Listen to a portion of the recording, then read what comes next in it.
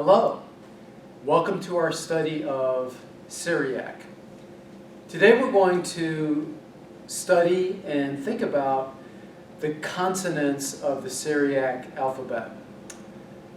The Syriac script is very similar to the Aramaic square script that you know, but there are important differences that I will point out. The script we'll be examining today is the same script that is used in the edition of Exodus we'll be reading in the Antioch Bible set. It's called the Syriac script. It is used in the West Syrian churches. But there are several important and major scripts used in Syriac. Over time, you can read them without thinking too much about what script you're reading, but for the sake of simplicity and conciseness, we'll be going through today the same script that you'll be reading in the Bible, in the book of Exodus, the Syriac script. So, like Hebrew, Syriac flourished as a consonantal language. The vowel points were invented and used later to specify the particular forms that were in use. In this video, we'll just be looking at the consonants. So let's begin by taking a look at the first letter of the Syriac alphabet. It's the word Aleph. Aleph. In Hebrew, Aleph. Right? So slightly different. Aleph. It's written that way with that curvy vertical line and transliterated the same way as we would the Aleph. So it's a glottal stop pronounced in the back of the throat, just like Aleph in Hebrew. The second letter is Baith. We have this form, just a curved line like that with an opening in the upper left. Notice that this is not a square script like the Aramaic square script that you see in the biblical text. This is, these letters are more curved. They do not fit in an imaginary square box. So we transliterate the Baith with the B. The third letter is Gamal, as opposed to Gimel in Hebrew. Gamal, it's written that way. We transliterate it as a G. Like the G is in give, get, going, not the soft G as in genius. The fourth letter of the Syriac alphabet is Dalath, which has what looks like a comma with a period underneath it. We transliterate it as a D. Now the resh is going to be the inverse of that, so take special note of Dalath. It has the comma over the period. The fourth letter of the Syriac alphabet. The next letter is Hey. It's written as that circle with that little tail in the right. Hey, with a transliteration equivalent in English or Roman alphabet as H. The sixth letter is Wow, just a circle, transliterated as a W. So, Aleph, Baith, Gamal, Dalath, Hey, Wow. The first six letters of the Syriac alphabet. These charts are found in John Healy's work, the grammar that we're using in the course. So I want everything to be consistent and easy to learn. Okay? The seventh letter is Zayin. Notice we don't have that Zayin, that diphthong that we have in Hebrew. Simply Zayin. Zayin. One syllable. Written like that vertical tick, and it doesn't go up high on the line. It starts about in the middle and comes down. So Zayin. The eighth letter, Chayth. Chayth, written like water. Three little peaks there. transliterated as an H with a diacritical dot underneath, so cha. The ninth letter, taith, written that way, with a transliterated as a T with a diacritical mark underneath. Like in Hebrew, the taith, it has a fricative sound with the T. It's a dental sound with some friction there, so taith. The 10th letter is the letter Yod. It's just that little tick with a tail, transliterated as a Y. 11th letter of the Syriac alphabet is Kaf, written as that little curl like that. Kaf, transliterated as a K. Lamad, as opposed to Hebrew lamed in pronunciation. Lamad is written that way, this diagonal line with a tail transliterated as an L. The 13th letter of the Hebrew alphabet, meme. So written like that. You come down over the top and down like that. Meme, transliterated as an M in the Roman alphabet. And 14th letter is Nun. Same pronunciation as Hebrew, just that little angled vertical line with the tail, transliterated as an N. The 15th letter of the Syriac alphabet is Semkat, not Samek as in Hebrew, but Semkat. Those two little circles with the tail on the left. The 16th letter of the Syriac alphabet. So, Gay. Remember, Gayan in Hebrew we give a slight G pronunciation. That's authentic, like Sodom and Gomorrah. The same is true in Syriac. Just give it a slight G. So this is going to be gay.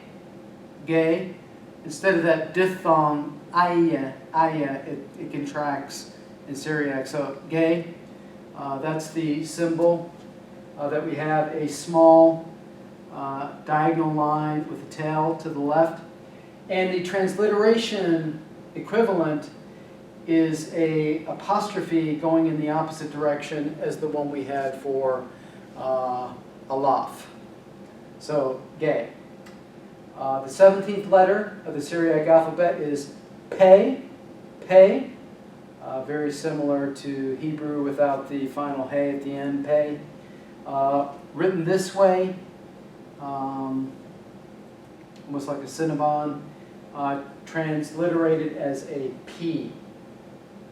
The 18th letter of the Syriac alphabet, Tzadeh, pronounced like Hebrew, emphatic S, written that way. A little curved line, you come down and flip the tail to the left. Tzadeh, so emphatic S. Eretz, and so forth. The 19th letter of the Syriac alphabet is Kof. Now, as opposed to wow, Kof has a little tail. And then the 20th letter of the Syriac alphabet is Resh. The order of the position of the comma in the period is inverted from what it was for Dalaf in Syriac. This actually looks like a semicolon, doesn't it? Except the round part of the bottom is fatter. So Resh looks like that. The dot is on top. The inflated comma is at the bottom. 21st letter of the Syriac alphabet is Sheen. Sheen, pronunciation just like in Hebrew. SH sound. You get that enclosed circle, that filled-in circle in the middle, and then a tail on either end. And those tails, of course, will connect it to the word that comes before, or the word that comes after, or the letter that comes before, the letter that comes after. And the 22nd letter of the Syriac alphabet is tau, tau. That vertical line angled slightly and then with a tail to the right. So tau. That is the 22-letter consonantal Syriac alphabet. Now, the letters of the Syriac alphabet can be connected to other letters. And what I want to go through now is the final form of certain consonants. So this is the so-called medial form of the Delath, but the final form will connect it to the previous letter and then have the so-called comma come down and then the dot underneath. So this is the medial form of Delath. That is the final form of Delath. And there are a few other final forms that we'll examine now.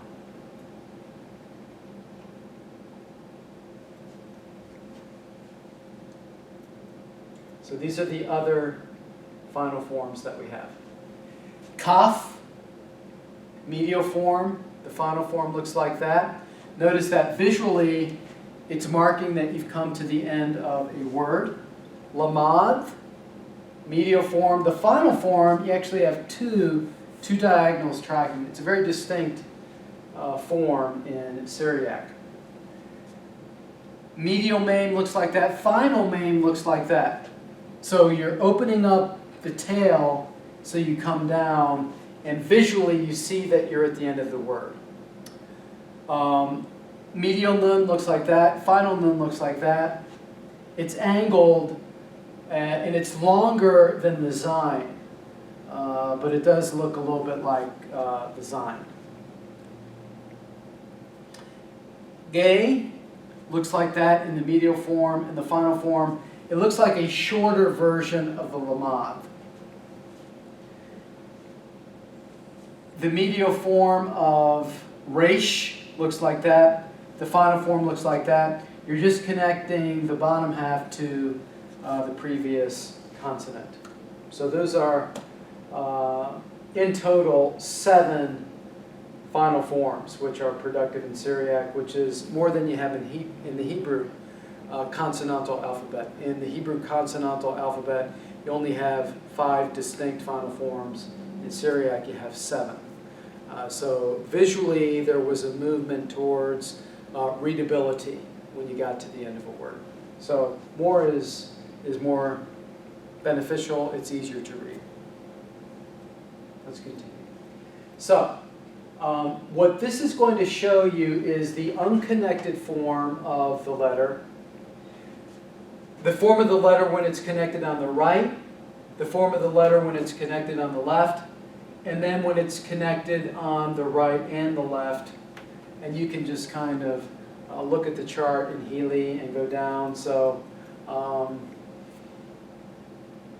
when you look at a word as a whole, you can tell distinctly what letter it is. But these are, notice that all of them do not have a distinct form in this column and this column, but some do. So you just have to spend some time with these forms and you can kind of get a handle on it.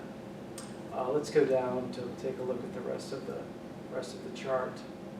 Yeah, pretty self-explanatory there. Just familiarize yourself with those forms. Yeah, let's take a look at the next segment of forms, please.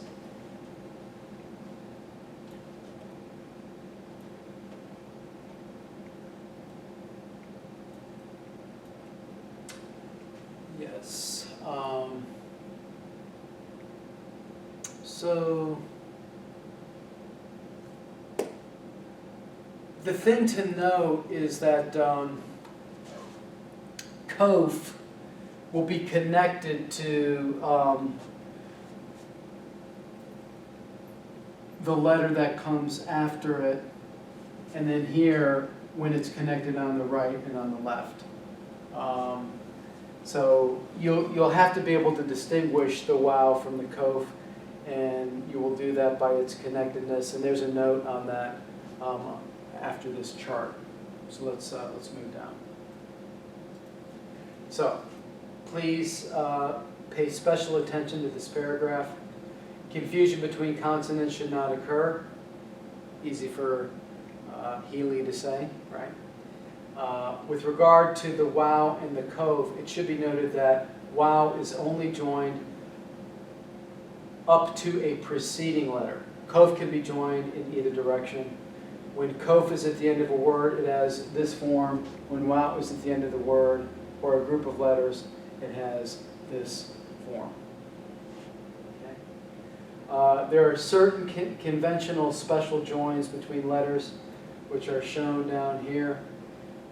So, lamed followed by alaf is written that way. That's a very distinct symbol in Syriac. Aleph followed by lamed is often written that way. So aleph, alaf, and lamad. Okay? And then you get an artistic flair employed in the writing of Syriac, especially in biblical texts, where you get some liberties taken with the curves and the tails of certain letters. And you shouldn't have a problem reading these, and we'll do a lot of reading together. But this is the Sirta script used in West Syrian churches. It's the exact same script that we will use in reading the book of Exodus in the Antioch Bible set. It's a very beautiful script, and in the next video, we'll actually take a look at the vowels that are employed with the script. So may the Lord bless you and keep you.